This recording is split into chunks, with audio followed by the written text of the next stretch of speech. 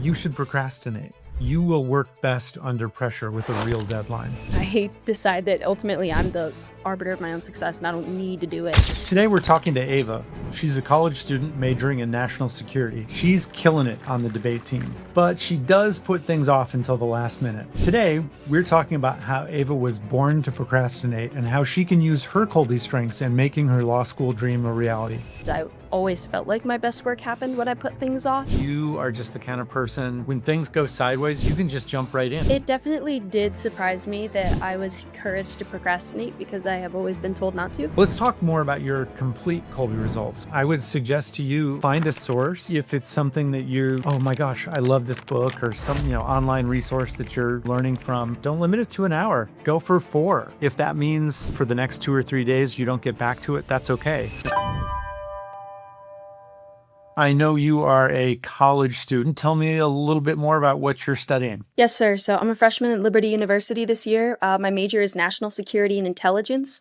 So primarily I've been taking gen ed classes, but I've also taken some really cool national security classes.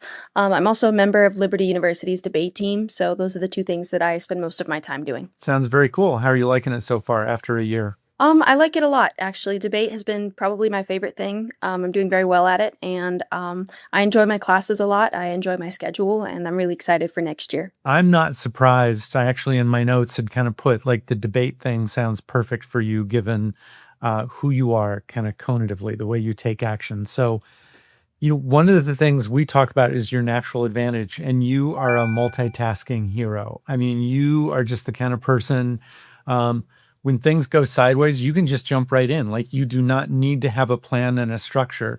Sometimes, frankly, it's easier for you to operate when there's no plan or structure, when, it was there and then all of a sudden something blows it up and you just jump in. Does that ring bells? Does that sound true to you? When I work on group projects, I don't necessarily worry about allocating things to everybody else. I'm just like, let's just get done the project like as it needs to be done, and then we don't need to worry about who does what and how often and what time and when to meet. We can just do the work until it's done. You're the kind of person that when the plan breaks down, you step up. I would be curious though, on group projects, do you sense there are times when other people who are more planned and structured and systematic can get frustrated, like, why is Ava not following my plan that I'm trying to impose on her? Maybe. I don't tend to follow on group projects. I tend to lead them. If that makes sense. A lot of the time when I get into groups like that, people don't care if I do most of the work or if I decide what we do. Another thing that I would guess on you is you work best when it comes to crunch time. Like, you aren't necessarily doing all the work right when the project starts. Maybe initially there's kind of a flurry, but then you wait till the deadline is fast approaching. Is that true? Yes, that's very true. I had a very large assignment due this semester that I had to write a 20,000 word paper, and I did it in the last 2 weeks. So was that a group project or a solo project? No, that was solo. Yeah, well, I figured because most papers are usually solo stuff. So I'm going to give you advice that is counterintuitive, that is not what most people tell you. You should procrastinate. Like, it is okay. It's not just okay. You will work best under pressure with a real deadline.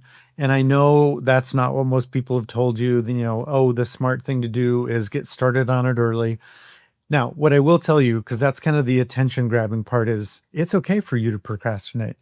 You do have to learn, like on a 20,000 page paper, you can put it off too far. If it's 20,000 pages and you wait till the night before, you're toast. Like, you can't write 20,000 intelligible words in one night. You've got to take longer. Also with you, and we'll talk about this more in a little bit with your full Kolbe result, you're the kind of person that needs to do research and get a lot of information. So 20,000 page paper, the tricky part for you, I imagine, would be, how do you stop the research phase and start the writing phase where you've got to say, okay, enough. I can't look into yet one more source or go down another rabbit hole. I've got to just be done and move forward.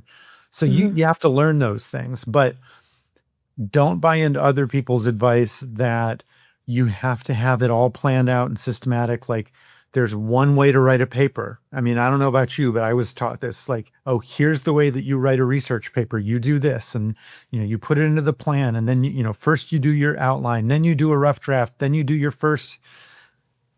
You're going to be a little all over the board, and that's okay.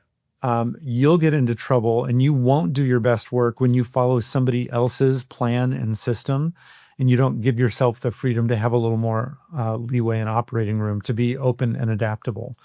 Again, within reason. I mean, we live in the real world, like deadlines, for example. You're not a consistent everyday kind of person. So my suggestion, that's with that, you're multitasking. It's what we call a one-in follow-through or a counteract follow-through, where your talent is being open-ended, adaptable. You don't have to finish everything you start. The downside of it is, at least if you're in a situation where you need to be really consistent and the same thing every day, that's going to be more stressful for you. It's not as natural. So it's not that you can't do it. And if you're in a situation where that's really important, absolutely buckle down, get it done. But when you're setting yourself up for success, don't pick a system or don't have this idea that, oh, I have to do the same thing every single day. Like I'm going to get up. But let's say you want to do that. Hey, I'm going to get up at 6 every day and I'm going to work out. Set yourself a challenge. Like I'm going to do it every day for a week or whatever length of time is a challenge, but it is not so much that it's going to become just horribly painful for you. And then you do it for a week and then you give yourself a break. Like, great, I did it. Now I'm going to not have to get up at 6 a.m. every day for the next month or something. If you want to help a student in your life thrive in school and beyond, go to kolbeyouthindex.com. So let's talk more about your complete Kolbe results. So the one we've been talking about is follow through. And on all of them, everybody has a strength in each of these 4, what we call action modes. So the follow through, your strength is being open-ended and adaptable. Someone else who's at the other end of the spectrum in this action mode would be what we might call an initiating follow through. And their strength would be coming up with a system and a plan and sticking with it and making sure that all of the steps get followed. Everything that needs to get checked off the list gets checked off the list. That's just not you. You don't have to finish everything you start. A lot of well-meaning people give the advice of, oh, if you start it, you should finish it. Don't leave things unfinished. It's okay for you. You're going to have lots of ideas. You're going to have stuff that is going to interest you. You'll get into it. And then after you've done it for a little while, you'll realize, oh, you know what? This isn't so interesting. Maybe it isn't that important. Feel free to dabble, like try things out, have ideas, get into them, and then just let them go.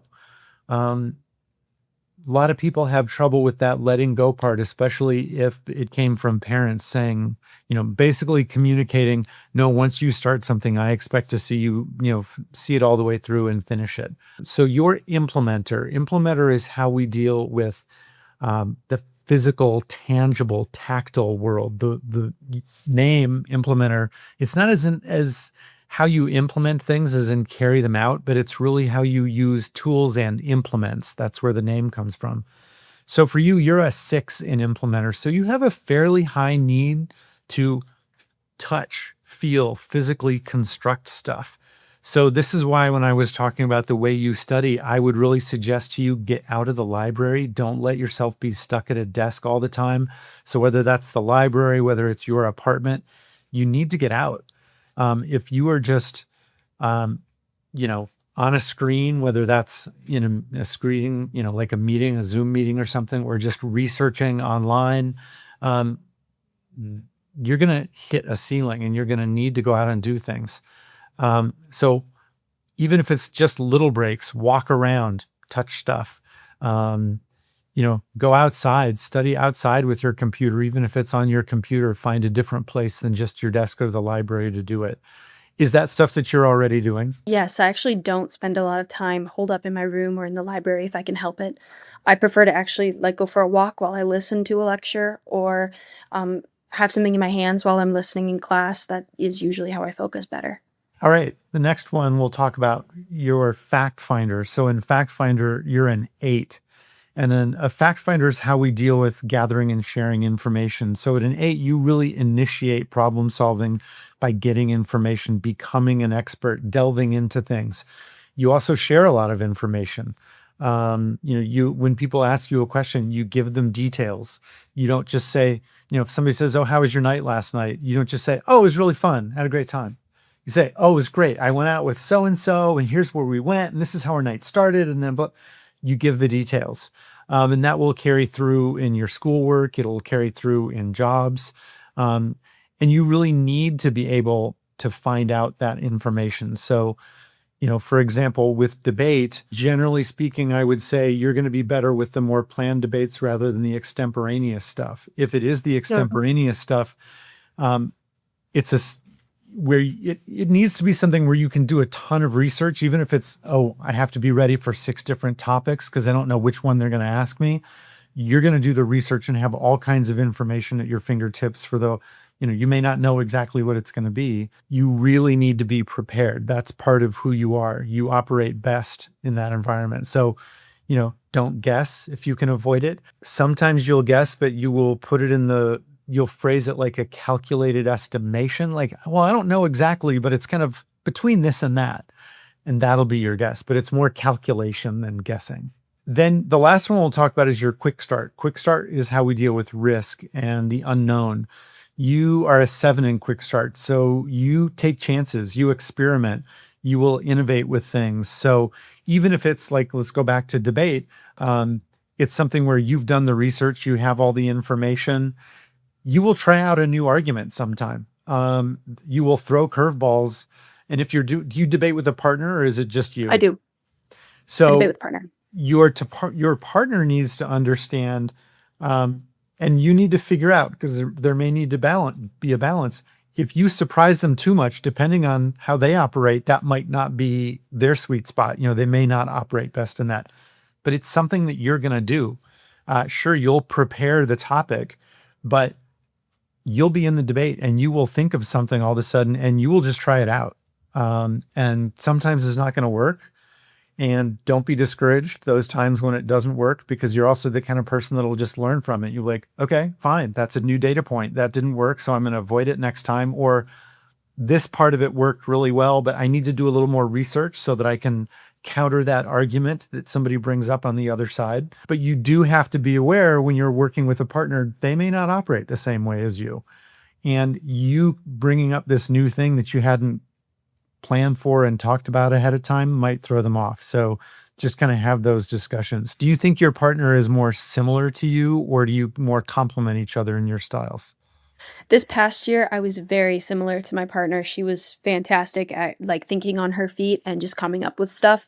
And that ended up playing to our strengths really, really well because she was okay with me doing that as well. Well, that's fantastic. If you get a different partner next year, like if she graduated, I don't know, did she? She did.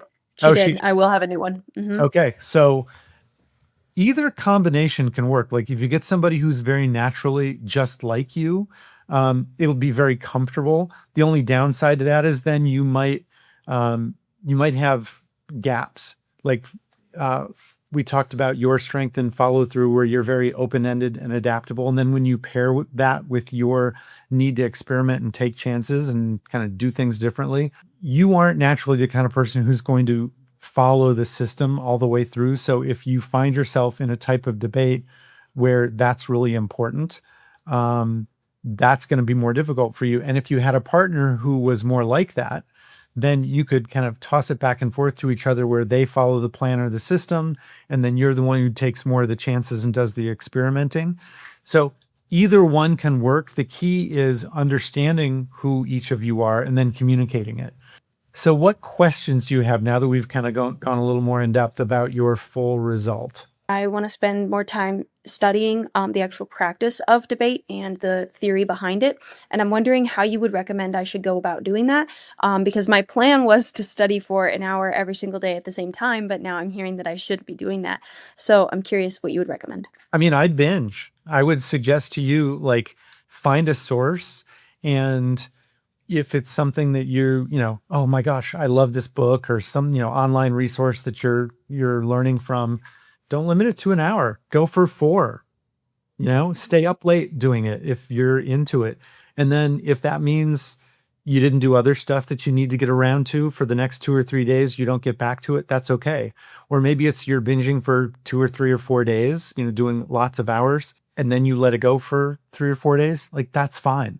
I'm generally speaking, I would think that's gonna be better for you. It's gonna be a little more motivating because it just suits who you are, to go deep for a while. And um, sometimes that means don't get distracted, or have a schedule where, okay, you're only intending, even if you kind of have this, hey, I only have an hour, it's great if you can leave that schedule flexible where I'm only planning to do this studying for an hour, this research for an hour, but it's okay if I go longer. Like that thing that's at the end of the hour, I don't really actually have to do. And if you're into it, just keep going.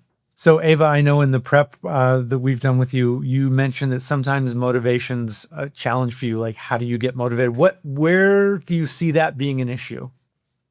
Yeah, so I think when I have large projects or large skills that require a lot of time to throw into them, it can be very difficult for me to feel motivated to do them. And I kind of can have sporadic bursts of it and then it goes away.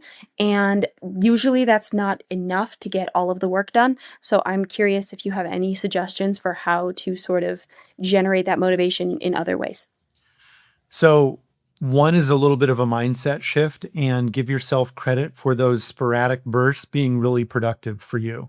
Mhm. And we've talked also about using those and that being okay. It's really a good strategy for you to binge and be sporadic and have those bursts. Maybe you need to try to extend them a little bit longer, even. So rather than being really consistent with, oh, a little chunk of time every day, you do those bursts.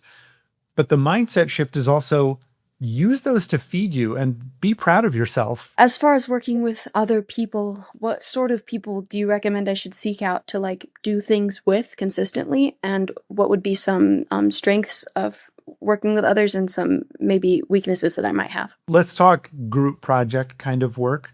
Mhm. Um, and hearing also that you like to lead the project and kind of set the tone. Um, I do think it'd be great if you can find somebody who complements you. And by that, I mean, is a little different in the follow through with a little planning and systematic stuff. As long as it's clear, like kind of divide and conquer. You don't naturally do the planning, um, and you don't naturally follow it all the time, even once it's there. So the other person can do that and kind of make sure that the group is on track, and you can kind of deputize them as long as there's the open discussion. They don't feel like you are just running over them and telling them what to do. Like, that's not a good group project dynamic. People need to know that they've got a voice in the situation too. But if that's who they are, if that really is how they thrive, they'll actually love it. Like, oh my gosh, Ava, are you kidding? I would love to be the person who does the plan for all this and make sure that we're like, so here's one thing. In a group project, you have to make sure that all the stuff that's a requirement gets dealt with. And you're the kind of person who might miss one of those things. Like, you're smart and you're diligent enough that you're going to try to avoid it, but there are just some times, and I'm the same way. Like, you get so focused on the things that you're more into and all that research, and then you kind of get to the end, you're like, oh my gosh, they said we were supposed to do X. We've totally blown that off because we were doing all this other really interesting stuff, and we're so good. Other people will help you avoid that kind of situation. How do you think I should prepare for tests and exams given this information? Getting back to what I said before, it's okay for you to procrastinate and put things off. Just have hard deadlines. I think one of the risks, because I'm an 8 in Fact Finder too, I think I said I was on that end of the spectrum, but we're both 8s. Um, Sometimes we can focus so much on all the information that it can get a little bit overwhelming. So part of what you need to do, almost treat it like a game. Um, you're going to research stuff, but what does this class or this professor or this test demand in terms of the answers and information? Research that, figure that out, and do those parts really deep, but you can't necessarily do everything really deep. You can get yourself into a little bit of trouble when you keep doing research and keep getting more and more information and detail when it's no longer relevant to what is going to be on the exam or what the professor's asking you to know about. What kinds of jobs are you interested in? Well, this summer I'm going to be an RA at a debate camp in Michigan. And then as other career options, I'm going to probably continue to work for my parents. I'm always looking for jobs where I am not getting up early and I'm not doing stuff with a lot of customer based stuff. I appreciate having my own work to do and getting it done and not having to interact with a bunch of people along the way. If you have recommendations for anything like that. Well, one thing I would say is with your 6 in Implementer and your need for touching and feeling and doing physically, think of some kind of non-conventional jobs for you, especially if they're not career-oriented things. But if you know they're going to be shorter term, I mean, maybe to use a silly example, well, there's customer service, so you might not like it, but like working in a sandwich shop, like, okay, it's Mhm. not great money. So if you can make more money doing other things, do that. But even like the debate stuff, I like that it's at a camp where you're more likely to be also physically doing things, moving around. Not that it's, you know, necessarily outdoorsy just because it says camp in it, but at least you will not be just in one classroom all day long, I wouldn't think. Right. And at the debate camp, try to make sure that happens for you, that you're moving around. Also with your quick start, you need to try out different things and be able to change things up. You mentioned working with your parents. What jobs are involved with that? Well, I produce a podcast for my parents, and then they shoot television shows. So I am usually I'm on set for those a lot of the time. That's great. That uses your hands. So that's more Mhm. stuff like that. So other opportunities. Yeah. And for you with television, it's not just in front of the camera. It's also behind the camera setting stuff up. That's a very natural thing for you to do as, kind of the producer, not just, I mean, it could be, physically setting up the lights and where the cameras go, but it's also having a sense of the physical space around a TV shoot, if it's live or, even if it's recorded. Same thing with the podcast. Like I imagine you are more about the lighting than a lot of people would be because you're physically getting it just right and it's going to look the way it needs to look, not just, oh, yeah, slap it together. Yeah, so let's talk about law school and being a lawyer. So I'm not practicing anymore. Technically, I'm still a lawyer, still a member of the bar, but and we have very similar MOs. So a couple things that I think about with law school, look, your fact finder plays right into it because there's so much, oh, you need to learn all this stuff when you're preparing for class. You've got to read the case, you've got to pay attention to the detailed parts of it. What are the facts that a court used to build something? When you're analyzing a situation, legal situation, you're taught to understand the facts, learn the rules that you're going to apply to facts, then apply them. But with your combination of that fact finder, but then also with your quick start, you're going to need to be able to do things where you are coming up with novel ideas. And sometimes in the law, that's not rewarded. It's like, no, no, no, you aren't supposed to come up with something new. You're supposed to learn what's been done for the last 100 years and apply that over and over again. Um, Mhm. but with your debate background, also, that's the kind of opportunity that you should seek out in law school too. So mock trial kind of things, um, where you do have to think on your feet, and not just do written briefs. Same thing then if you think about law careers, if you do go to law school and then think about that later, you should find something where um, maybe some courtroom driven stuff. I would say really less of the corporate, especially less of the transactional, um, coming up with contracts, reviewing them all the time. If it is corporate, it would be more negotiation stuff for you. So, as we talked, was there anything that surprised you? It definitely did surprise me that I was encouraged to procrastinate because I have always been told not to. But I'm actually glad to sort of be vindicated in that because I always felt like my best work happened when I put things off. And now I'm glad to know that that's the case. One thing you can do with that is look, there are times when you need to reassure other people that you've got it under control. If they just see you as you're not doing anything, you're procrastinating, and they think of it as you're blowing it off, they can get worried. So before they bring it up to you, and kind of ask you questions or show you that they're doubting it, just say, oh, yeah, that thing that's due next week, I'm totally on top of it. I know we've got this research that needs to get done. Even if you haven't done it yet, when they just hear you being proactive and telling them that you haven't forgotten about it and it's going to happen, they will rest a lot more easily. So we talked about group projects. That's one of those situations where you can tell the group, I'm on top of it. What's something that you heard from me that you think, great, I'm going to do that. I'm going to put that into practice? I think a big one is that being encouraged to sort of binge the research that I'm doing rather than have to allocate certain times each day, knowing that I can, on day 1 do 4 hours of research and then do 4 days of nothing and then maybe do a little bit more on day 5. I find that to be very good to hear. So, Ava, we've talked mostly about school, a little bit about work stuff too, but you don't just bring your cognitive strengths to bear there. It applies in your personal life too. So with your fact finder, your 8 and fact finder, do you ever annoy, whether it's your parents or other people, with just giving too much detail and information and not stopping talking about it? I used to. I'm autistic, so when I was a kid and I really enjoyed things, I would kind of tell everybody about them all the time. But I kind of got that under control over time, and now the only people who really listen to it are my parents, and they seem to be okay with it. I love that they've figured that out, because you do need to Mhm. do it, and it's not your fact finder is not in. It's not like, oh, you're autistic because you're a fact finder, or they're separate. Right. Now there's an interplay. So the way it might present for you is, because you are that initiating fact finder and you need to get all the information, that can then be combined with the way your autism presents itself in doing that. But yeah, you've learned, Yeah. you've changed it. There are times where you can understand, and this is something I say to all initiating fact finders, basically, you need to gather and share information. That doesn't mean everybody else needs to hear it, but you Mhm. still need an outlet.